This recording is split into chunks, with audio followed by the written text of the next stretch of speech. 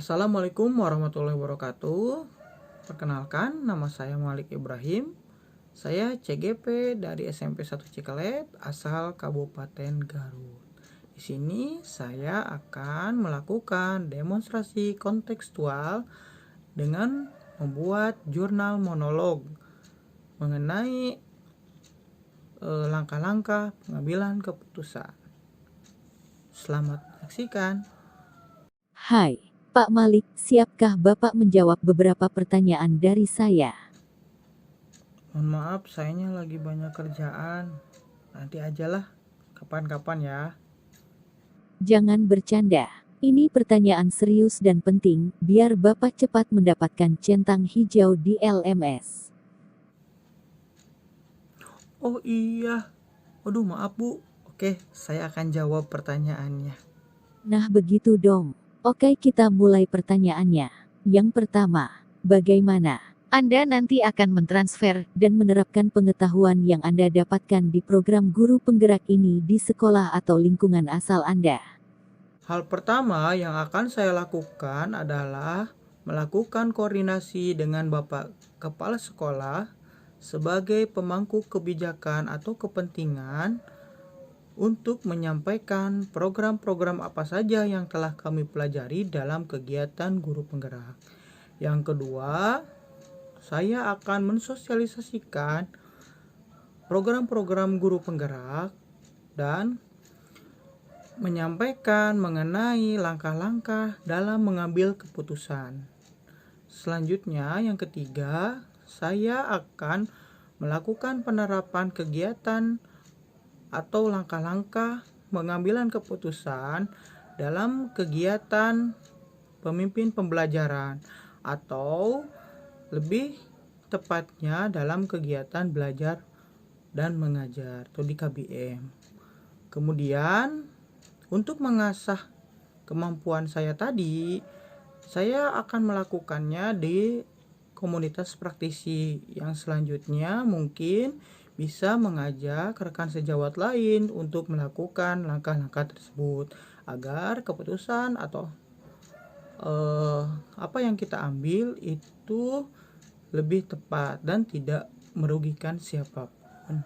Pertanyaan yang kedua, apa langkah-langkah awal yang akan Anda lakukan untuk memulai mengambil keputusan berdasarkan pemimpin pembelajaran? Untuk langkah-langkah yang akan saya lakukan dalam mengambil keputusan dalam pemimpin pembelajaran, yang pertama itu mulai dari diri saya, yang mana saya harus mampu mengaktifkan pengetahuan awal tentang proses pengambilan keputusan sebagai pemimpin pembelajaran yang berada di antara berbagai pemangku kebijakan. Itu hal yang pertama yang saya akan lakukan. Yang kedua, kemudian saya harus mampu membedakan yang mana yang termasuk ke dalam dilema etika dan di mana yang masuk ke dalam bujuk moral. Karena itu yang paling penting dalam langkah-langkah pengambilan keputusan. Selanjutnya, prinsip-prinsip apa saja yang harus saya ambil. Kemudian yang paling penting, kita harus bisa menerapkan 9 langkah dalam pengambilan keputusan, yang diantaranya adalah sebagai berikut.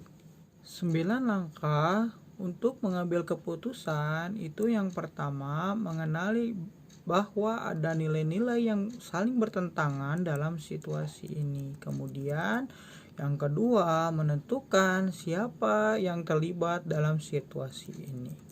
Yang ketiga, kumpulkan fakta-fakta yang relevan dengan situasi ini. Yang keempat, pengujian benar atau salah, yaitu bisa kita lakukan. Yang pertama ada uji legal, kemudian uji regulasi atau standar profesional, kemudian ada uji intuisi, uji halaman depan koran, dan uji panutan atau idola. Selanjutnya, untuk yang kelima itu ada pengujian paradigma benar lawan benar. Yang keenam, melakukan prinsip resolusi.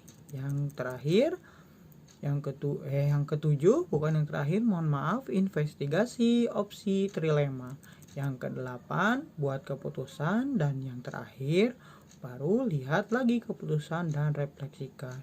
Nah, itu 9 langkah dalam pengambilan keputusan. Mudah-mudahan dengan melakukan hal tersebut kita mampu mengambil keputusan yang terbaik.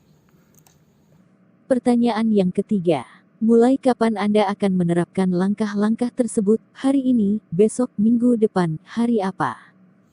Dalam pertanyaan ini, mulai dari kapan saya akan melakukannya? Ya, tentunya untuk diri saya sendiri itu akan dimulai dari sekarang. Kemudian, kalau untuk penerapan di lingkungan kerja saya, mungkin saya akan melakukan sosialisasi dulu, termasuk selain Bapak Kepala Sekolah, ada juga Bapak Wakasek, yang mana nanti ketika para pemimpin di sekolah atau pemangku kebijakan di sekolah sudah mengetahui program tersebut, dalam penerapan kepada rekan sejawat itu akan lebih mudah koordinasinya. Karena kalau kita misalkan melakukan sosialisasi secara individu, itu mungkin akan kesulitan atau membutuhkan waktu yang lama.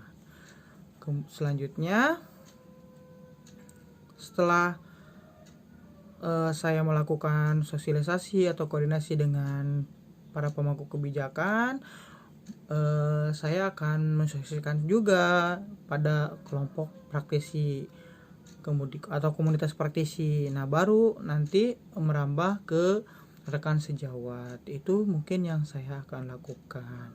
Tapi yang terpenting kita juga dapat mengasah kemampuan kita dalam kegiatan atau pemimpin pembelajaran. Itu yang mungkin lebih sederhana dalam penerapan pengambilan keputusan ini. Pertanyaan terakhir, siapa yang akan menjadi pendamping Anda dalam menjalankan pengambilan keputusan sebagai pemimpin pembelajaran? Seseorang yang akan menjadi teman diskusi Anda untuk menentukan apakah langkah-langkah yang Anda ambil telah tepat dan efektif. Siapa yang akan mendampingi saya dalam penerapan atau menerapkan langkah-langkah dalam pengambilan keputusan ini?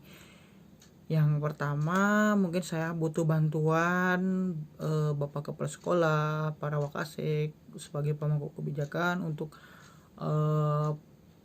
penguat dari program ini, karena mungkin kalau sudah dari pimpinan itu akan lebih kuat dan dalam penyampaiannya pun itu akan lebih mudah. Kemudian mungkin karena di sekolah saya juga kebetulan ada rekan saya yang ikut juga calon guru penggerak atau program ini, mungkin saya juga akan membutuhkan bantuan beliau, karena ketika ada seseorang yang paham dengan apa yang kita sampaikan itu lebih mudah.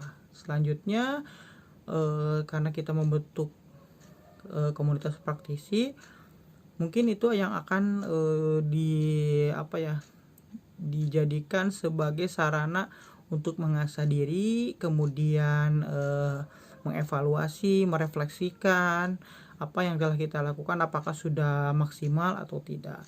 Selanjutnya, saya pun tidak menutup kemungkinan membutuhkan bantuan atau pendampingan dari rekan sejawat yang lain, kemudian dari murid-murid juga, karena dukungan dan kepercayaan itu yang paling penting dalam setiap melaksanakan kegiatan. Sekian video dari saya, mudah-mudahan Bapak Ibu dalam mengambil keputusan dengan menggunakan 9 langkah, Bapak Ibu dapat mengambil keputusan yang terbaik dan memiliki alasan-alasan terbaik agar di suatu saat ketika masalah tersebut bermasalah, Bapak Ibu memiliki alasan yang tepat.